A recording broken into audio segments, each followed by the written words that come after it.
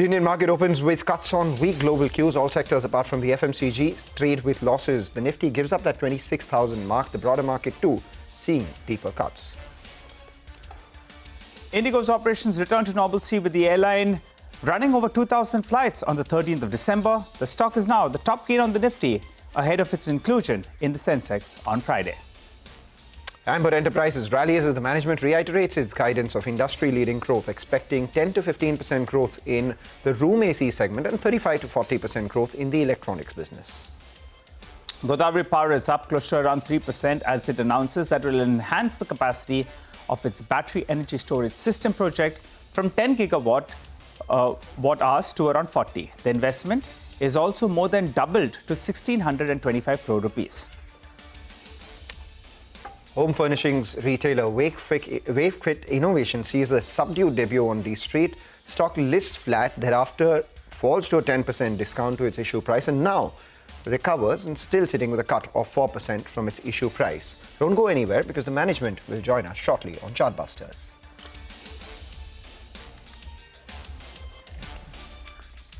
Well, hello and welcome to Chartbusters. We're coming to you live from the CNBC-TV18 Motilal Oswal studio. I'm Nigel, with me is Mangalam.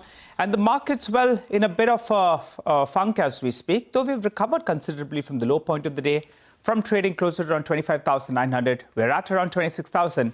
But don't lose sight of the Indian rupee. That's at around 90.7. Could explain why some of these tech stocks are finding their form as well. Mangala, but we got a management waiting by? We got a management waiting by, Nigel. We will monitor the markets and the rupee as well. But we'll monitor how home furnishings company Wakefit Innovations also performs going forward, because the listing was slightly subdued. It was flattish, slipping into losses soon after. Thereafter, it saw a bit of a recovery, but still sitting with a cut of 4% as we spoke. Chaitanya Ramalingegowda, who is the promoter and executive director of the company, joins us now. Thanks a lot, Chaitanya, for joining in. Be that as it may, the way the stock is listed, etc., it is a red-letter day for you and your team. So congratulations on being part of the secondary markets.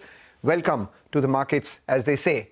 But now, thank you. With a lot of celebrations, a lot of responsibility also increases, because now the street has given its verdict. It's believed that maybe the value at which you offered the issue was pretty much a fair value. That's why we haven't seen a big jump or a big decline from its issue price. The important part is, how much further can you grow from here? And I'm taking on from the last conversation that we had. You did say that, your revenue growth, you don't have a problem. You will continue to open that 35 to 40 stores annually as well.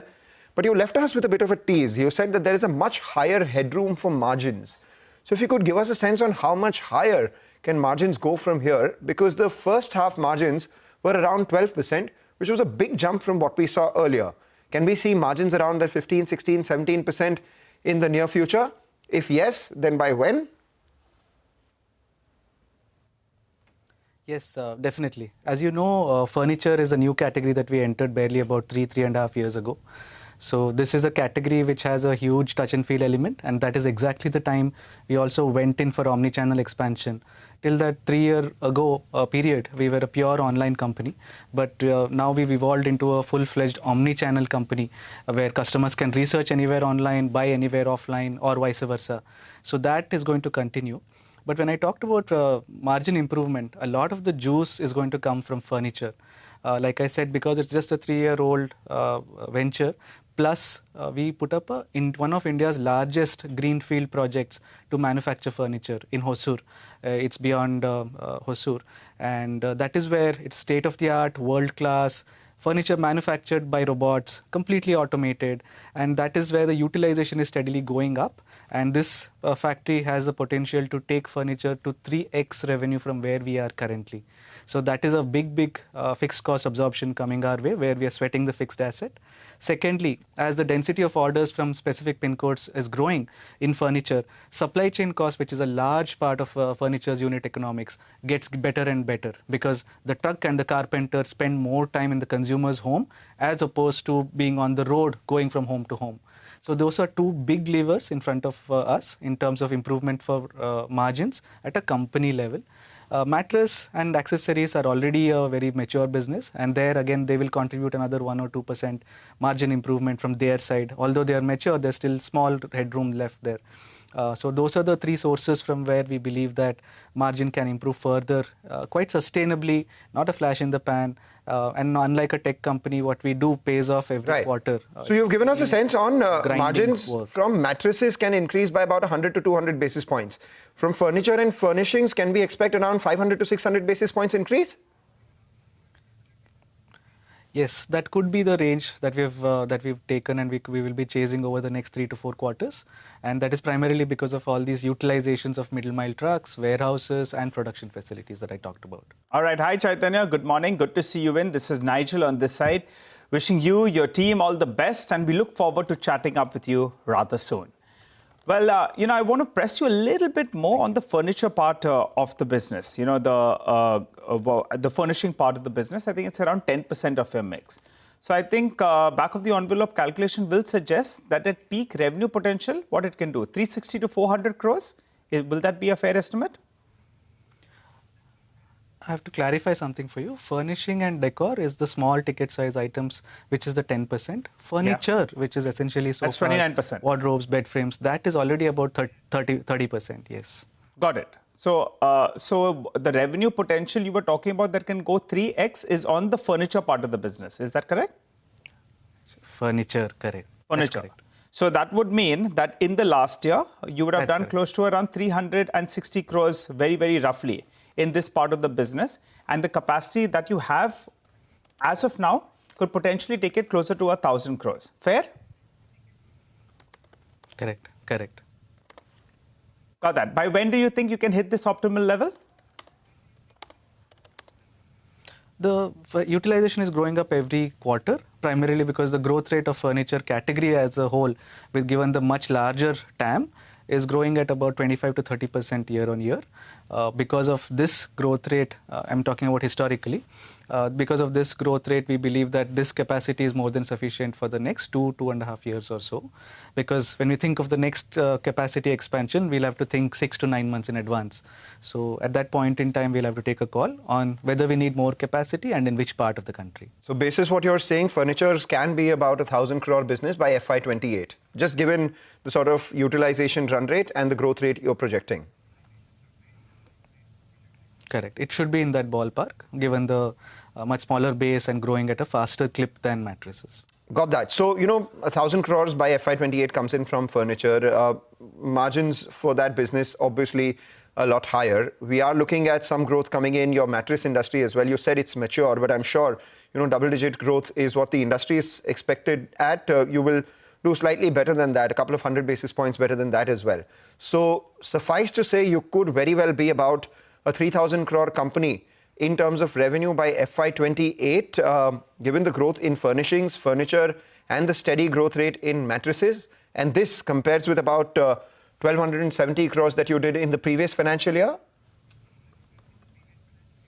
No, I think that ballpark is a little too aggressive. I think we should be growing at a company level. We should be growing in the early 20% kind of a ballpark, which we'll have to all the strategies that I talked about: omni-channel expansion, opening up the new category, premiumization of the overall category.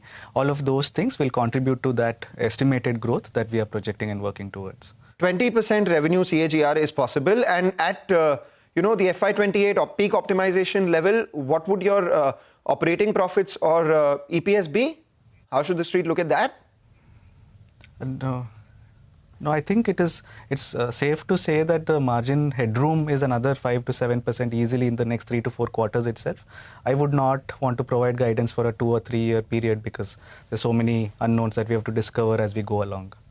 Okay, got it. Final question before we let you go. Ad spends you've earmarked, I think, close to around, more than 100 crores odd for ad spends. I think it was around 7 to 8% of sales. Where do you see this number stabilizing at?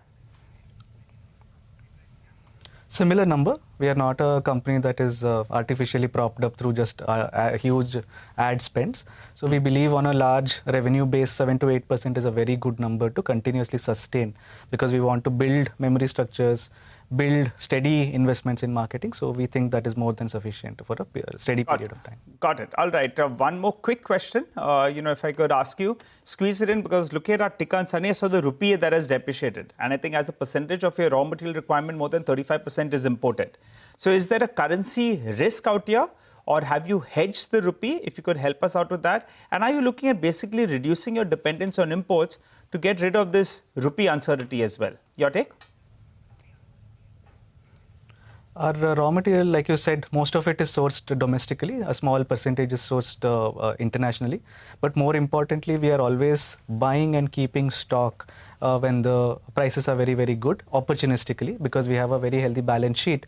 We use that capital to buy and keep rather than be subjected to the vagaries of rupee or vagaries of the raw material prices. So even if this is sustained, then we might have to decide what to do over the next 2 to 3 months. But if it's a short-term 2-3 month kind of a thing, we have enough and more raw materials to continue to operate at the current levels. But we as a company don't focus on hedging. We believe that is speculative, and so we don't do that.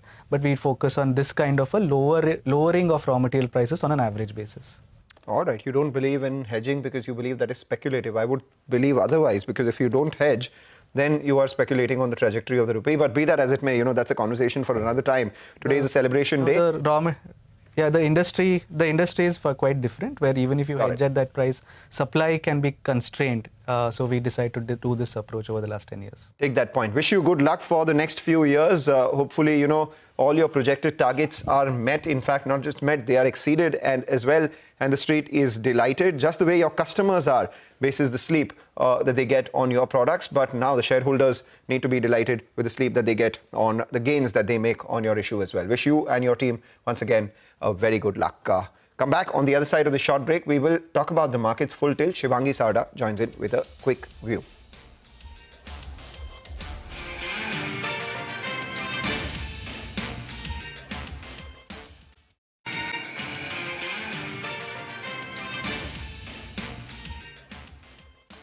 Welcome back. You're tuned in to Chartbusters. You're on CNBC-TV18. Well, let's get a view on the markets. We have Shivangi Sarda, Motilal Oswal Financial Services, who joins in. Hi, Shivangi. Good morning. Good to see you in. What's your take? Markets a little lower. Buy the dip or stay away? Very good morning, Mangalam and Nigel. Thank you for having me. So we've seen that the markets are, tiny bit struggling near 26K levels. And we've seen that there has been a good amount of bounce back because support-based buying is quite strong here at the 50 daily exponential moving average for Nifty. We've seen that overall India VIX has also cooled off, but there are some bit of call writers that are still present at the higher zones, which are building in some pressure for a fresh follower buying at these levels. But then again, we have gotten stuck into a range from the last 4 to 5 trading sessions, and we are looking at 25,800 as an important major support. And, if it sustains above 26,000 levels, then it could see levels of 26,200 and then lifetime high levels. But of course, we are witnessing some bit of a consolidation at these levels that has to be played out.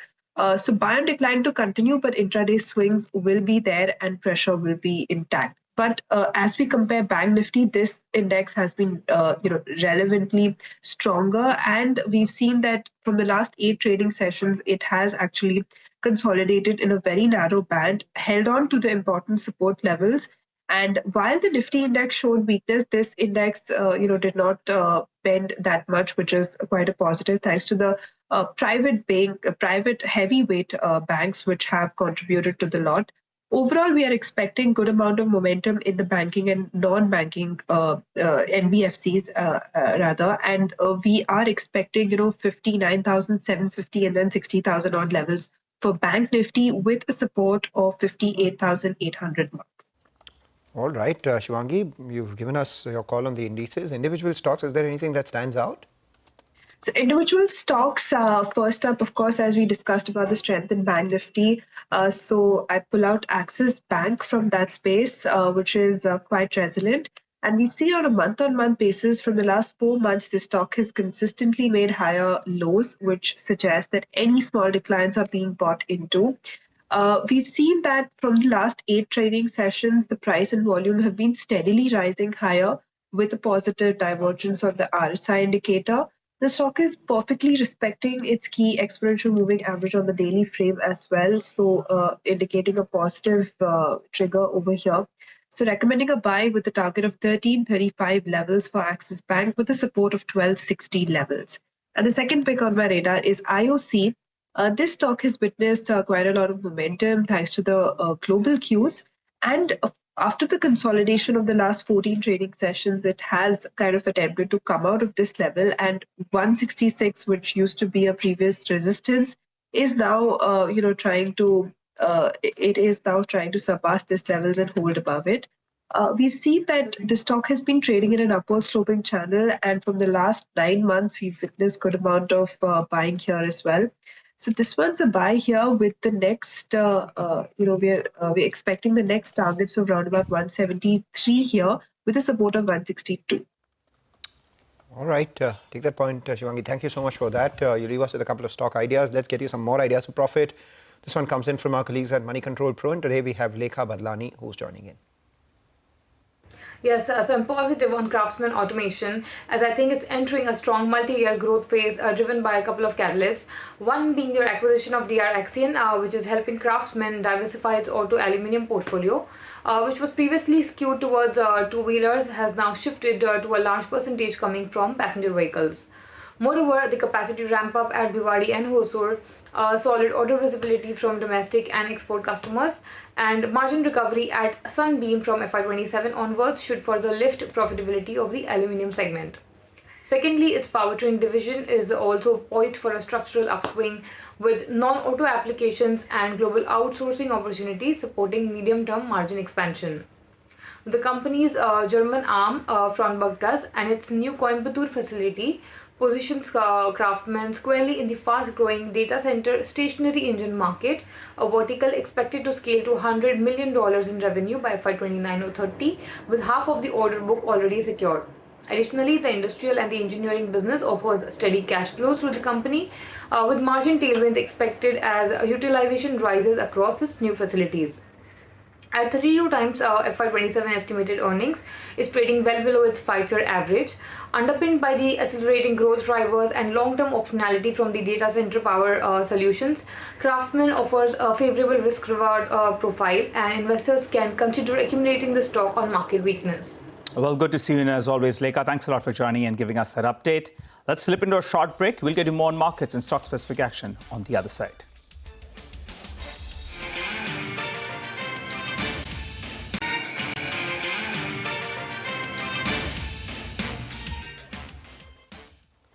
Welcome back. Even as we speak, the Nifty is making a recovery, attempting at a recovery. The mid-cap index, while at an index level, is down 0.4%. The advanced decline tells you that, the bulls are coming back. We still have the green line above the red one.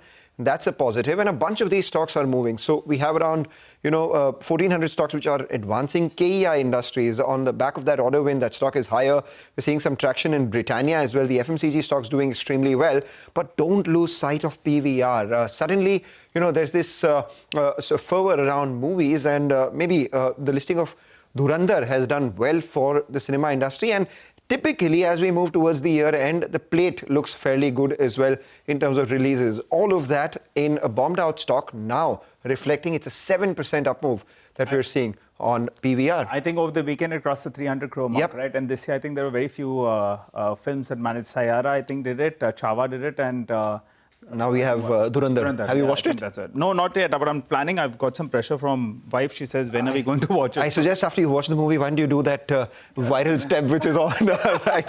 What we do is, on that note, both Nigel and me take your leave on this edition of Chartbusters. But on the other side, you have the team of Trading Hour, which includes me, coming up next to take the market action forward. Thank you for watching.